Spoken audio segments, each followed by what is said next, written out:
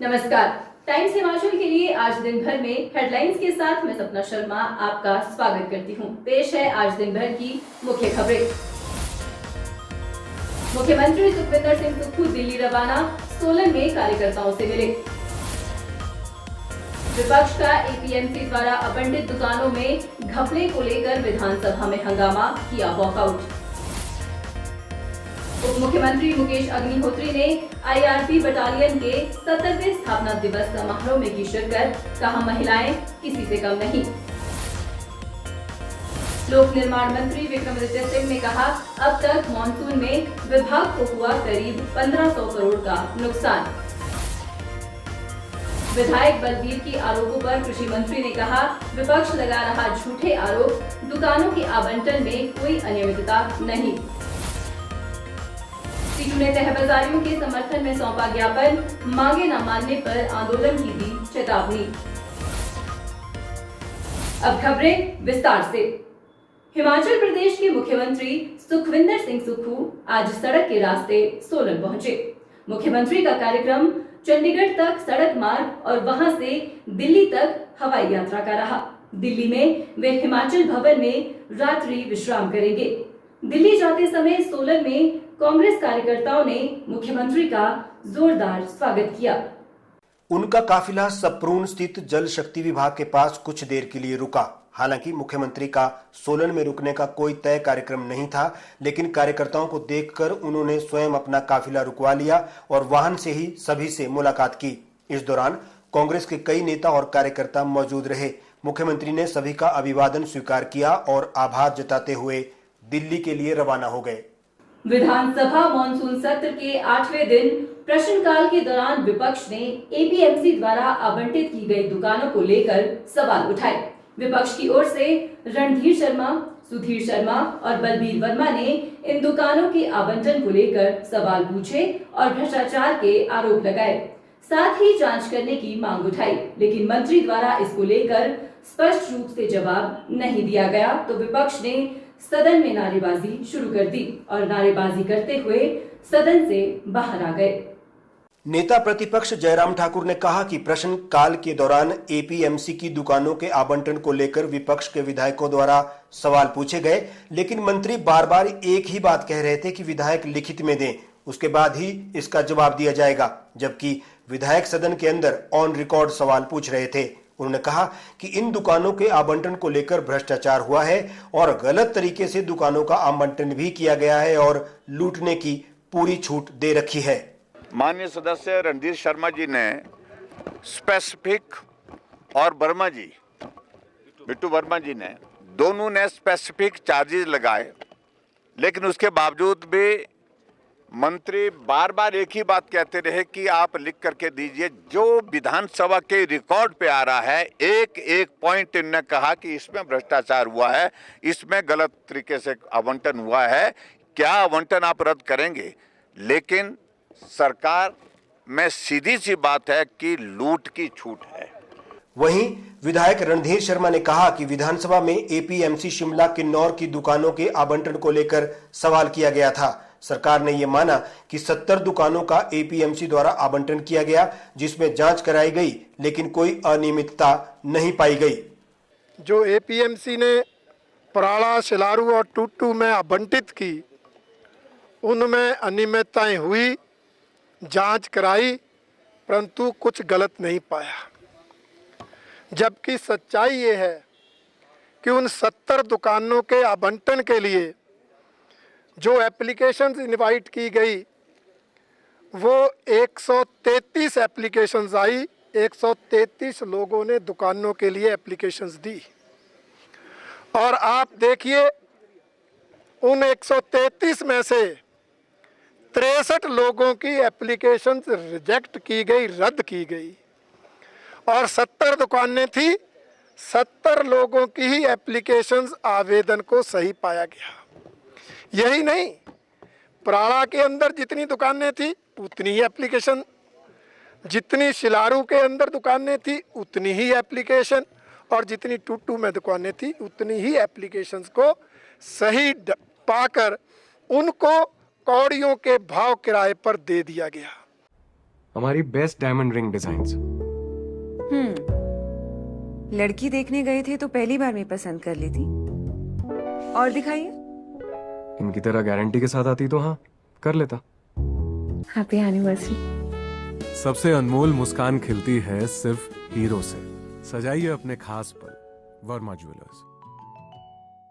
उप मुख्यमंत्री मुकेश अग्निहोत्री आज बिलासपुर जिला के बस्ती स्थित 5वीं IRB बटालियन के 70वें स्थापना दिवस समारोह में बतौर मुख्य अतिथि शामिल हुए।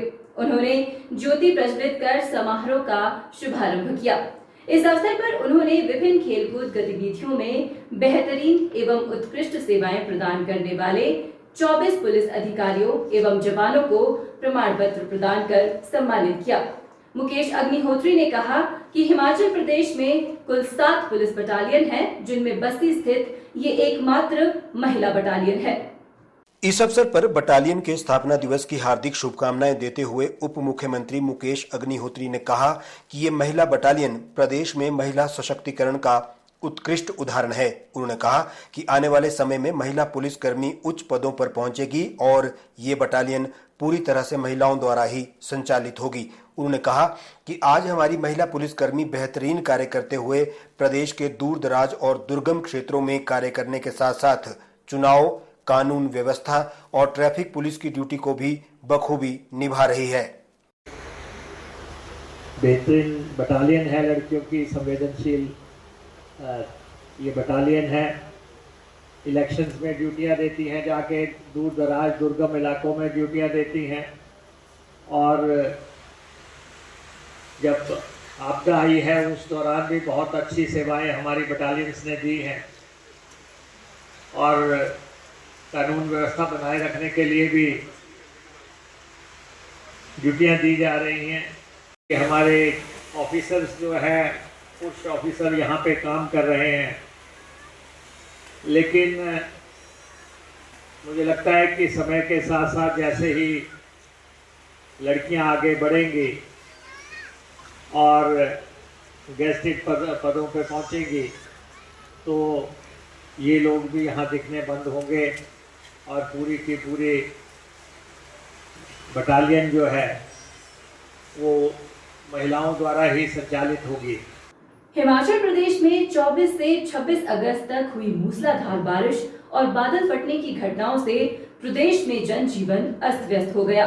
लोक निर्माण मंत्री विक्रमादित्य सिंह ने बताया कि जगह जगह भूस्खलन, सड़कें धंसने और नदियों में बाढ़ आने से पुल और भवनों को भारी नुकसान हुआ है।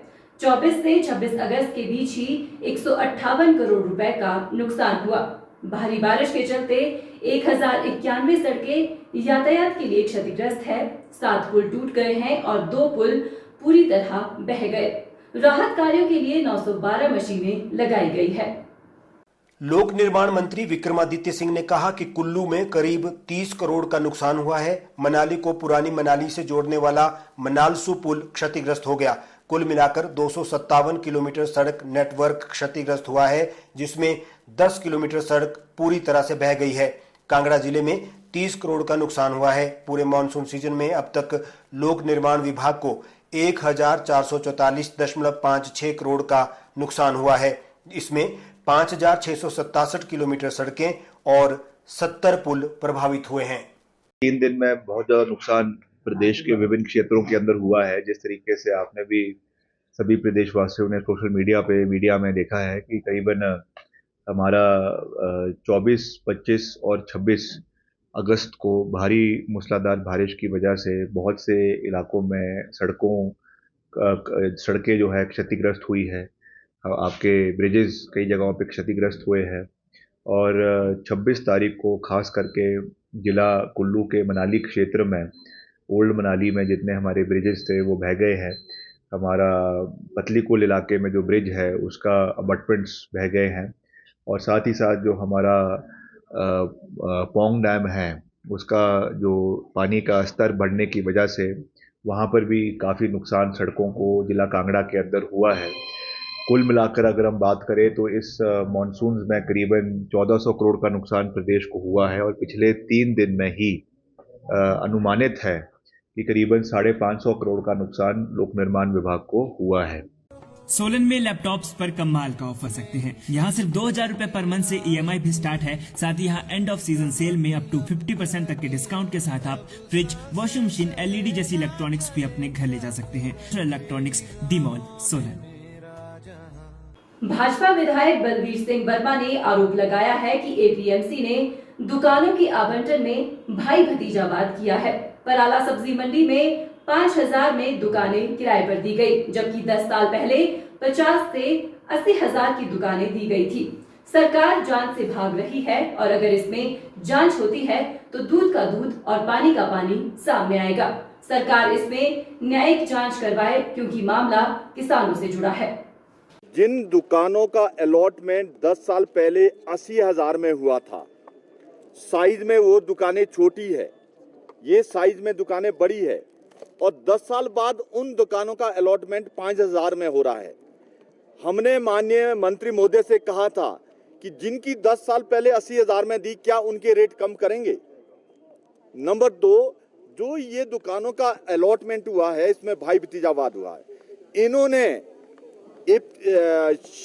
बहुत सारे अधिकारी ट्रांसफर किए हैं और मार्केटिंग बोर्ड के MD भी ट्रांसफर किए हैं और ढली मंडी के सेक्रेटरी भी इन्होंने ट्रांसफर किए हैं। जब इतना बड़ा भ्रष्टाचार हुआ है, और आपके सामने और मैं कुछ बातें जोड़ना चाहता हूं, वहां पर जो हमारा CA स्टोर लगा है पराला में, जिसमें 67 करोड़ रुपया इंफ्रास्ट्रक्चर में खर्च हुआ है, लैंड का अलग है, रेफ्रिजरेटर वैन का अलग है, वो भी इन्होंने बहुत कम रेट में दिया है। बलबीर सिंह वर्मा के आरोपों का जवाब देते हुए प्रदेश सरकार में कृषि मंत्री चौधरी चंद्र कुमार ने कहा कि दुकानों के आवंटन में कोई अनियमितताएं नहीं बरती गई है। कृषि मंत्री ने विपक्ष पर निशाना साधते हुए कहा कि ये दुकानें कनॉट प्लेस या मॉल रोड शिमला जैसे स्थानों पर नहीं है, जहां 12 महीने काम होता है। पराला, शिलारू और टूटू में स्थित इन दुकानों में 12 महीने काम नहीं होता है। दुकानों का आवंटन आधार मूल्य से ज्यादा है। इस दौरान भाजपा विधायक बलबीर वर्मा को निशाने पर लेते हुए कृषि मंत्री चंद्र कुमार ने कहा, भाजपा विधायक अगर चाहे तो उनको 90,000 के रेट पर दुकान ले सकते हैं और फिर 12 महीने वहां बैठकर मक्खियां और कुत्ते भगाने का काम कर सकते हैं। किसान भी आए हैं, उसमें आड़ती लोग भी हैं जो काम करने वाले हैं। तो इसमें हमने इनको कहा कि स्पेसिफिक आप कोई पिन पॉइंट करिए कि किस आदमी को गलत आवंटन हुआ, उसकी हम छानबीन करेंगे। ऐसा किसी को कह देना जोर जोर से असेंबली में बोलना, इससे थोड़ा होता है। आप प्रेस गैलरी में बैठते हैं, मीडिया के लोग हैं, ज़्यादा चीखो पुकार करने से बात जो है वो ज़्यादा थोड़ी हमारे दिमाग में पड़ती है। सर, विजिलेंस जांच की मांग करें। विजिलेंस की चीज़ की विजिलेंस की जांच, तब वो कुछ इसमें अनियमितता हो। अगर वो विजिलेंस की जांच मांगना चाहते हैं तो पहले जो उन लोगों के पास कोई ऐसी सूचना है या ऐसे प्रतिवेदन है कि जिससे उनको जो है वो इसमें कोई कमी महसूस हुई होता हो, तो हम उसकी विजिलेंस जांच कराएं। सोलन में गणेश चतुर्थी का पर्व धूमधाम से मनाया गया। सोलन में भगवान श्री गणेश की विशाल शोभा यात्रा का आयोजन किया गया। सोलन गंज बाजार स्थित शूलिनी पीठम में गणेश जी की शोभा यात्रा आरंभ हुई व शिली रोड स्थित एक मंदिर में विराजमान की गई। लोगों ने जगह जगह अपने अपने मंदिरों में गणेश जी की मूर्ति की स्थापना की। भारी संख्या में भक्त इस भव्य शोभा यात्रा के साक्षी बने। शोभा यात्रा के बाद रिद्धि सिद्धि के दाता भगवान गणेश जी की मूर्ति की स्थापना की गई।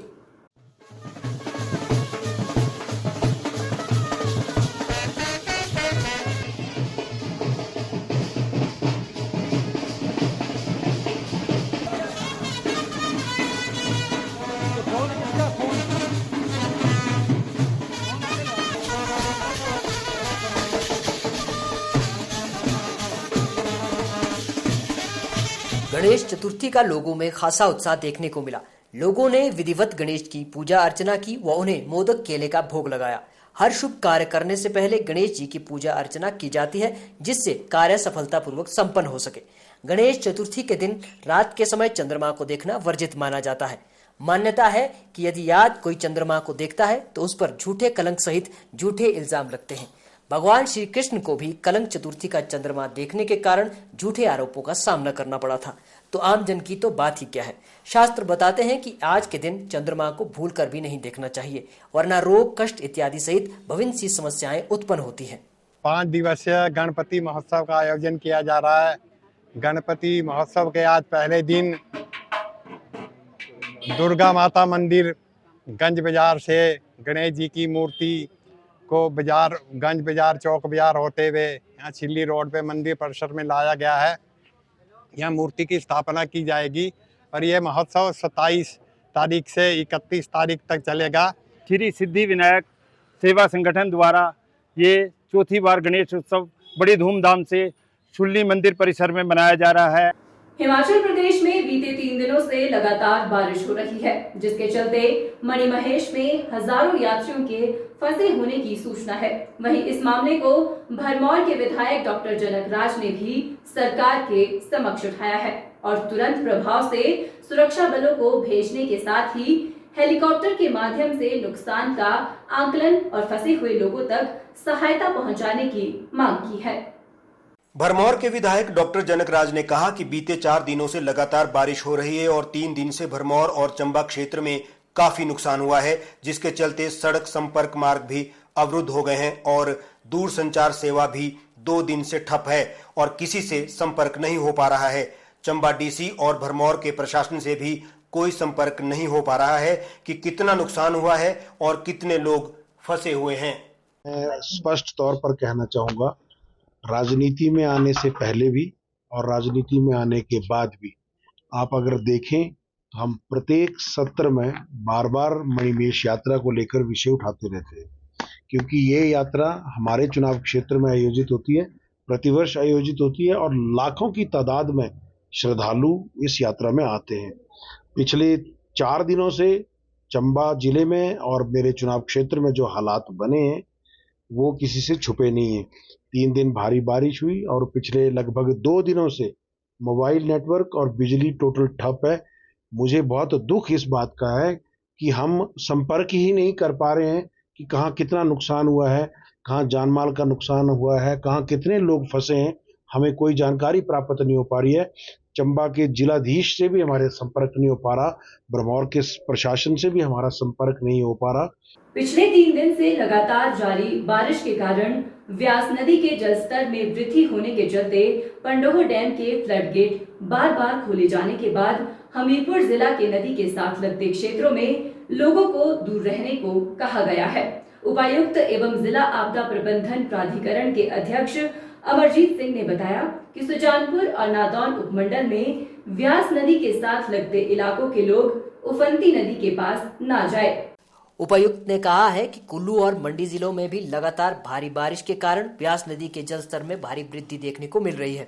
पंडोह बांध से पानी छोड़े जाने की स्थिति में व्यास का जलस्तर और भी बढ़ सकता है, इसलिए सुजानपुर और नदौन उपमंडल में व्यास नदी के साथ लगते इलाकों के लोग उफनती नदी के पास न जाएं। कुल्लू और मंडी जिला में पिछले 2-3 दिनों से भारी बारिश हो रही है और कई जगह नदी नालों का जलस्तर बढ़ गया है। खास तौर पर व्यास नदी में काफी अधिक जलस्तर की वृद्धि देखने को मिली है, जिस कारण पंडोह डैम के गेट समय समय पर खोले जाते रहे हैं। हमीरपुर जिले के सभी इलाकों में पिछले 3 दिन से लगातार जारी बारिश के कारण भारी नुकसान हुआ है। उपायुक्त अमरजीत सिंह ने बताया है कि गत 2 दिनों के दौरान ही सरकारी और निजी संपत्ति को लगभग 20 करोड़ रुपए की क्षति पहुंची है। में लगभग 165 करोड़ रुपए का नुकसान जिला हमीरपुर के विभिन्न विभागों और निजी संपत्तियों को हुआ है, और जिसमें कि जल शक्ति विभाग लगभग 85 करोड़ रुपए और लोक निर्माण विभाग 72 करोड़ रुपए, लगभग 73 करोड़ रुपए का नुकसान इन दो को है। इसके अलावा इलेक्ट्रिसिटी बोर्ड लिमिटेड को भी काफी नुकसान हुआ है, 1,39,00,000 रुपए का, और शिक्षा विभाग के जो विभिन्न स्कूल है संपत्ति है उनको भी 1,60,00,000 के रुपए के करीब की क्षति हुई है।